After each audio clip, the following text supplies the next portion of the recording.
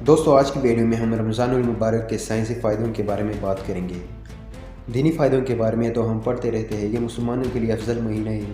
یہ مہینہ روحانی پاکیزگی، صبر، قربت الہی اور نیکیوں کا موسم بہار کہلاتا ہے۔ اس مہینے کی سب سے بڑی فضیلت یہ ہے کہ اس مہینے قرآن کریم نازل ہوا ہے۔ روزہ ہر بار مسلمان عورت مرد پر فرض ہے۔ روزہ صبح صادق سے غروب آفتاب یعنی سورج غروب ہونے تک کھانے پینے اور دیگر مصنوعات سے پرہیز کا نام ہے۔ تو اب ہم روزے کی سائنسی فائدوں پر نظر ڈالتے ہیں۔ اس سے پہلے آپ سے ریکویسٹ ہے کہ میرا چینل ڈسکور وتھ آریو ضرور سبسکرائب کریں۔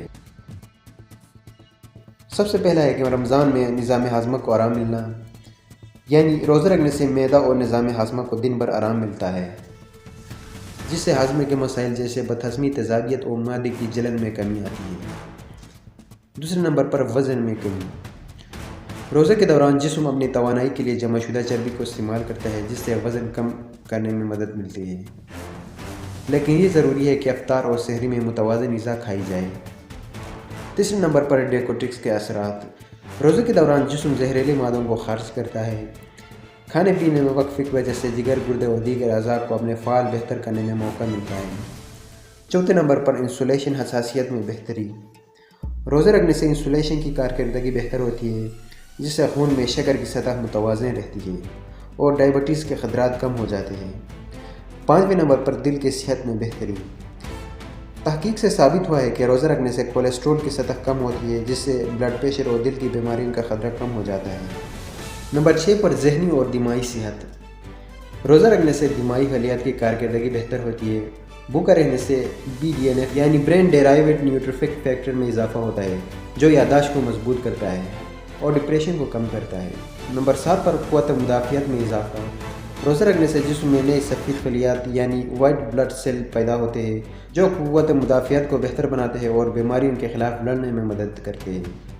نمبر 8 پر خلیات کی مرمت یعنی سیل ریجنریشن۔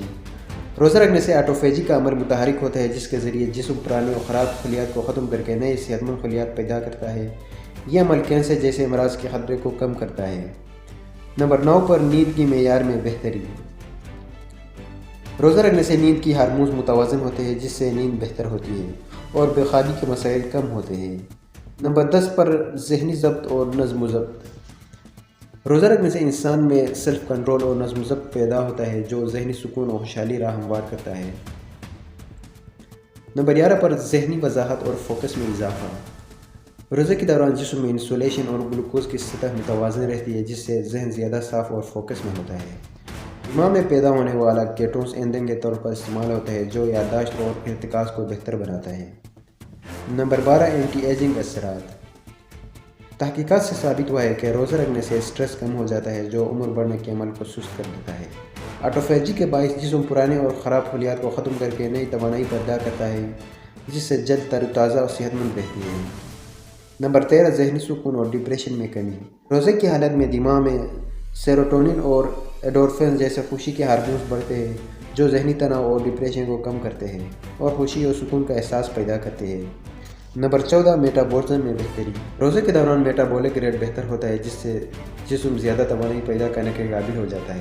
یہ عمل موٹاپے کو کم کرنے اور جسم کے فاضل چربی کو گلانے میں مدد دیتا ہے۔ نمبر 15 سوزش۔ مسلسل کھانے سے جسم میں سوزش پڑنے کا خطرہ ہوتا ہے، جو کئی بیماریوں کا سبب بن سکتا ہے۔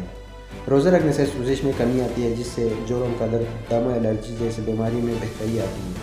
نمبر 16 دل کی دھڑکن کا استحکام۔ روزہ رکھنے سے دل کی دھڑکن متوازن رہتی ہے اور بلڈ پریشر میں کمی آتی ہے، جس سے دل کے دورے اور فالج کا خطرہ کم ہو جاتا ہے۔ نمبر 17 نیند کا معیار بہتر ہونا۔ روزے کے دوران جسم کے بایولوجیکل کلاک میں بہتری آتی ہے، جس سے نیند کا معیار بہتر ہوتا ہے۔ رات کو ہلکی غذا اور تراویح جیسے روحانی معمولات گہری نیند میں مدد دیتے ہیں۔ تو رمضان المبارک میں روزہ رکھنا نہ صرف دینی فریضہ ہے، بلکہ سائنسی طور پر بھی یہ جسمانی، ذہنی اور روحانی فوائد فراہم کرتا ہے۔ یہ صحت مند طرز زندگی اپنانے، بیماریوں سے بچنے اور اپنی شخصیت کو نکھارنے کا بہترین ذریعہ ہے۔ تو دوستوں امید کرتا ہوں یہ ویڈیو آپ کو پسند آئی ہوگی۔ اگر آئی ہے تو آپ میرا چینل ڈسکور وتھ آریو سبسکرائب کرنا نہ بھولیے۔ تو ملتے ہیں نیکسٹ ویڈیو میں، تب تک کے لیے اللہ حافظ۔